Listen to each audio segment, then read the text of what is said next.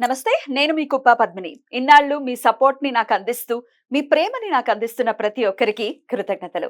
ఇప్పుడు చూడబోతున్న ఈ వీడియో కూడా ఖచ్చితంగా మీకు ఉపయోగపడుతుంది. లైక్, షేర్ అండ్ సబ్స్క్రైబ్ చేసి మీ ఇష్టాన్ని అలాగే మీ సపోర్ట్‌ని నాకందించండి. అలాగే ఈ వీడియో పట్ల మీ అభిప్రాయాన్ని కామెంట్ సెక్షన్‌లో కామెంట్ చేసి నాకు తెలియజేయండి. నమస్తే. నమస్కారం. శుభోదయం కార్యక్రమానికి స్వాగతం. ఈరోజు 15వ తారీఖు మే నెల 2024వ సంవత్సరం బుధవారం.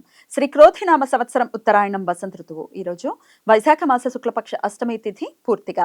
ఆశ్లేష నక్షత్రం మధ్యాహ్నం 3:25 వరకు, తదుపరి మఖా నక్షత్రం. వృద్ధి యోగం ఉదయం 7:42 వరకు, తదుపరి ధ్రువం యోగం. భద్ర అంటే విష్టికరణం సాయంత్రం 5:17 వరకు, తదుపరి భవకరణం ఉంటాయి. నక్షత్ర వర్జం రాత్రి 4:50 నుండి రేపు ఉదయం 6:37 వరకు, అమృతకాలం మధ్యాహ్నం 1:40 నుండి 3:25 వరకు. హైదరాబాద్ ప్రాంతం వారికి సూర్యోదయం ఉదయం 5:44 సూర్యాస్తమయం సాయంత్రం 6:41. చంద్రోదయం మధ్యాహ్నం 12:04 చంద్రాస్తమయం రాత్రి 1:10. అభిజిత్ ముహూర్తం లేదు.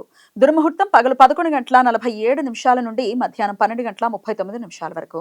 రాహుకాలం మధ్యాహ్నం 12:13 నుండి 1:50 వరకు. గుళిక కాలం ఉదయం 10:36 నుండి ఉదయం 10:36 నుండి మధ్యాహ్నం 12:13 వరకు. యమగండం ఉదయం 7:21 నుండి 8:58 వరకు. ఈరోజు మాస దుర్గాష్టమి, అపరాజితాదేవి పూజ. దుర్గాదేవి భక్తులు ప్రతి శుక్లపక్ష అష్టమి తిథి రోజు ఉపవాసం ఉండి దుర్గాదేవి ఆరాధన చేస్తారు. ఈరోజు బగళాముఖి జయంతి. బగళ అనే పదం సంస్కృత పదం వల్గా నుండి వచ్చినది అని పండితుల అభిప్రాయం. దాని అర్థం గుర్రాలను అదుపులో ఉంచే కళ్ళెం అని. కళ్ళంను నోటితో పట్టుకున్న రూపం బగళాముఖి అని, శత్రువులను అదుపులో ఉంచి వారిని నిర్వీర్యం చేసే శక్తి అని నమ్మకం. అందుచేత ఈ శక్తిని స్తంభనాదేవి అని కూడా పిలుస్తారు. రుద్రయామల సూత్రాల ప్రకారం దశమహావిద్యలలో 8వ విద్య బగళాముఖి. తంత్రసార గ్రంథం ప్రకారం బగళ అనే పక్షి అంటే కొంగ మీద పసుపు పచ్చని వస్త్రాలు ధరించి పసుపు రంగు ఆభరణాలు ధరించిన స్త్రీ రూపం బగళాముఖి అని రూపవర్ణన. ఈరోజు భక్తులు పసుపు పచ్చని వస్త్రాలు ధరించి దుర్గాదేవిని బగళాముఖి రూపంగా భావించి పసుపు రంగు పూలతో పూజించటం వలన శత్రువులు అదుపులో ఉంటారని, వారి దుష్ట పన్నాగాలు నిర్వీర్యం అవుతాయని, ఆర్థిక, న్యాయ, చట్టపరమైన సమస్యలు తొలగిపోతాయని భక్తుల నమ్మకం. ఈరోజు చండికాదేవి పూజ చేయటానికి ప్రశస్తమైన రోజు.